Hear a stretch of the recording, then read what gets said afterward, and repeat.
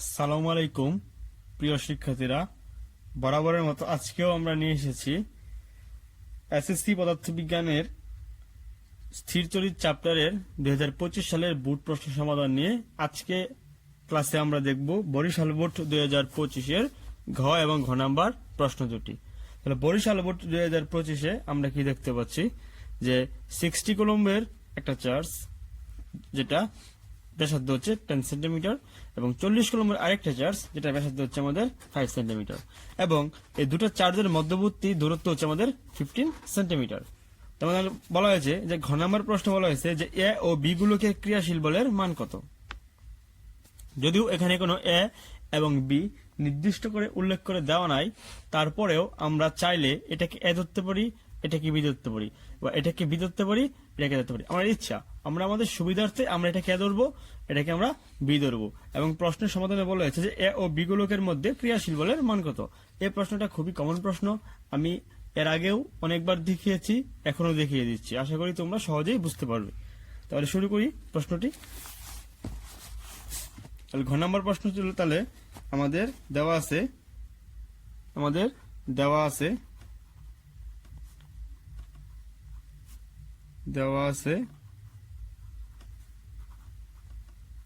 এ গোলকের charge Q1 equal 16 coulomb, B গোলকের charge Q2 equal 40 coulomb. অবশ্যই দুটোটাই প্লাস এর, ঠিক আছে। আবার এ গোলকের চার্জ, বি গোলকের চার্জ, এ ও বি গোলকের মধ্যবর্তী দূরত্ব, এ ও বি গোলকের মধ্যবর্তী দূরত্ব ডি ইকুয়াল আমাদের 50 সেন্টিমিটার। দেখে যদি আমরা মিটারে নেই তাহলে আমাদের 0.5 মিটার। আমরা জানি কুলম্ব ধ্রুবক কি, কুলম্ব ধ্রুবক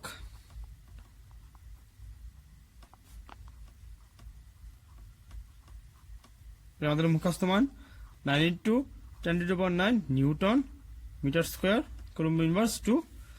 এবং এ ও বি গোলকের আমাদের বলা হচ্ছে ক্রিয়াশীল বলের মান কত। সুতরাং এ ও বি গোলকের ক্রিয়াশীল বল, সুতরাং এ ও বি গোলকের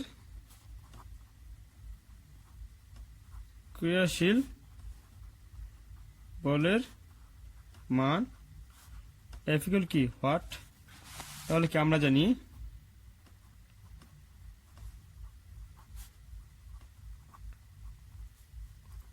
F equal k equal Q1 Q2 divided by d square. K হচ্ছে আমাদের 9 × 10⁹, Q1 হচ্ছে আমাদের 60 কুলম্ব, Q2 হচ্ছে আমাদের 40 কুলম্ব, আর ডি হচ্ছে আমাদের 0.5 হোল স্কোয়ার। এই মানটাকে ক্যালকুলেশন করে দিলেই আমরা কাঙ্ক্ষিত আনসারটি পেয়ে যাব। সুতরাং আমি মানটা ক্যালকুলেশন করছি। মানটা ক্যালকুলেশন করলে আমাদের আনসার আছে 8.64 × 10⁻13 নিউটন। এটাই ছিল আমাদের ঘ নম্বর প্রশ্নের সমাধান। এখন আমরা ঘ নম্বর প্রশ্নটা দেখব এবং এটা সমাধান করার চেষ্টা করব। তাহলে দেখো, আমাদের ঘ নম্বর প্রশ্ন বলা আছে যে কোন গোলকের মধ্যে সঞ্চিত শক্তির পরিমাণ বেশি হবে, গাণিতিক যুক্তির মাধ্যমে প্রকাশ করো। এখানে আমাদের দুইটি গোলক দেওয়া আছে, বলছে কোনটার মধ্যে সঞ্চিত শক্তি বেশি হবে। তাহলে আমরা কি করব, আমরা প্রথমে এই গোলকটার জন্য একবার সঞ্চিত শক্তি বের করব, এবং এই গোলকটার জন্য একইভাবে আবার সঞ্চিত শক্তি বের করব। ঠিক আছে, তাহলে আমরা শুরু করি। তাহলে আমরা কি সবাই জানি সঞ্চিত শক্তি, সঞ্চিত শক্তি কি জিনিস এবং সঞ্চিত শক্তির সংজ্ঞা কি আমরা কেউ জানি? আচ্ছা, আমরা একটু বেসিক দিয়ে নিচ্ছি। সঞ্চিত শক্তি, ঠিক আছে, যেটা হচ্ছে আমাদের সঞ্চিত শক্তি। সঞ্চিত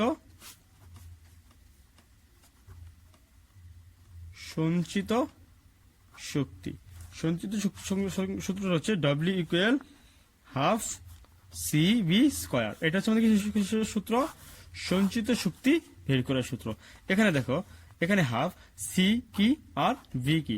এখানে আমাদের সি হচ্ছে আমাদের ধারকত্ব, কি ধারকত্ব, আর ভি হচ্ছে আমাদের বিভব। এখন এই সঞ্চিত শক্তির সূত্র তো আমরা জানলাম হাফ সিবি স্কোয়ার, কিন্তু এই সি মানে কি ধারকত্ব, বি মানে কি বিভব, এবং সি এর সূত্র আছে সি মানে কি সি ইকুয়াল আর বাই কে। ঠিক আছে, এখানে সি কি, সি হচ্ছে আমাদের ধারকত্ব, আর হচ্ছে আমাদের ব্যাসার্ধ, কে হচ্ছে আমাদের কুলম্ব ধ্রুবক, কুলম্ব ধ্রুবক।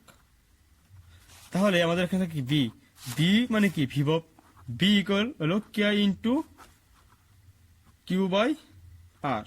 এখানে বি হচ্ছে আমাদের বিভব, কে হচ্ছে আমাদের কুলম্ব ধ্রুবক,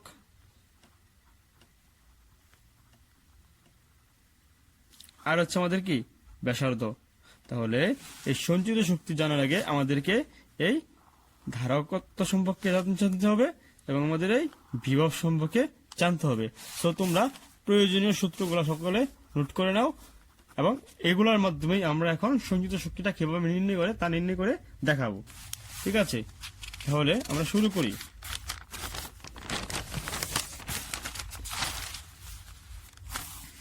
তাহলে গোলকের ক্ষেত্রে দিয়ে গোলক দিয়ে শুরু করি। গোলকের ক্ষেত্রে গোলকের ক্ষেত্রে আচ্ছা দেখি, আমাদের গোলকের ক্ষেত্রে আমাদের চার্জ Q1 ইকুয়াল আমাদের 16 কুলম্ব, মানে 5/16 কুলম্ব। আর গোলকের ক্ষেত্রে আমাদের ব্যাসার্ধ দেওয়া আছে, ব্যাসার্ধ R1 ইকুয়াল হচ্ছে আমাদের 10 সেন্টিমিটার। তাহলে ফিজিক্সে তোমরা জানো আমরা সেন্টিমিটার নিয়ে কোনো কাজ করিনি, আমরা ওটাকে অবশ্যই আমরা মিটারে কনভার্ট করে কাজ করি। 10/100 মিটার সমান হচ্ছে আমাদের 0.1 মিটার। আর এটার জন্য আমাদের কুলম্ব ধ্রুবক দেওয়া আছে, কুলম্ব ধ্রুবক কত, k equal 9 × 10⁹ newton metre square coulomb inverse 2। তাহলে আমরা জানি সঞ্চিত শক্তি সূত্র হচ্ছে W equal half C B square. তাহলে এটা বের করতে হলে আমাদের দরকার হলো সি, আমার দরকার হলো ভি। তাহলে আমি কি জানি সি ইকুয়াল কি আর বাই কে, আর ভি ইকুয়াল হচ্ছে আমাদের k into q by r. আচ্ছা, তাহলে এখন আমি সঞ্চিত শক্তি দেখো, এখন আমরা বিভবটা বের করব আর ধারকত্বটা বের করব। তাহলে আমরা বিভব বের করি, বিভব ভি ইকুয়াল কি k into q by r, k into q by r. যেহেতু এটা প্রথম গোলকের ক্ষেত্রে তাহলে V1, কিউ মানে Q1, আর মানে R1, তাহলে কে মানে কি 9 × 10⁹ ইন্টু Q1 হলো প্লাস সাইড 16, R1 কত, R1 হচ্ছে আমাদের 0.1। সো এটাকে যদি আমরা ক্যালকুলেশন করি তাহলে আমাদের আনসারটা যা আসবে আমি তোমাদেরকে বলছি। আমাদের V1 এর মান আছে 5.4 × 10⁻12 ভোল্ট, এটা কি V1। একইভাবে আমাদের এই সূত্রের জন্য আমাদের কুলম্বটা বের করতে হবে, তাহলে ধারকত্বটা বের করতে হবে। তাহলে ধারকত্ব C1 ইকুয়াল আমাদের সূত্রটা ছিল আমাদের আর বাই কে। তাহলে লিখবো আমরা আর বাই কে, যেহেতু এটা প্রথম গোলকের ক্ষেত্রে R1 কি, R1 হচ্ছে আমাদের 0.1, কে হচ্ছে আমাদের 9 × 10⁹। আমাদের আনসার আসে 1.11 × 10⁻11। তাহলে আমরা ধারকত্ব পেয়ে গেছি, বিভবকে পেয়ে গেছি। এখন আমরা সঞ্চিত শক্তির সূত্রটা দিলেই আমাদের আনসারটা বেরিয়ে যাবে। তাহলে গোলকের ক্ষেত্রে সঞ্চিত শক্তি, তাহলে সঞ্চিত শক্তি গোলকের ক্ষেত্রে সঞ্চিত শক্তি হচ্ছে আমাদের, যেহেতু প্রথম গোলক W1 equal half C B square, C1 B1 square, half C এর মানটা হচ্ছে আমাদের এটা 1.11 × 10⁻11 ইন্টু V1 মানে কি এটা, V1 হচ্ছে এটা আমাদের 5.4 × 10⁻12। তাহলে আমরা লিখবো 5.4 × 10⁻12 কি হোল স্কয়ার। তাহলে আমরা ক্যালকুলেশনটা করি, দেখি আমরা ক্যালকুলেশনটা করে আমাদের আনসারটা কত আসে।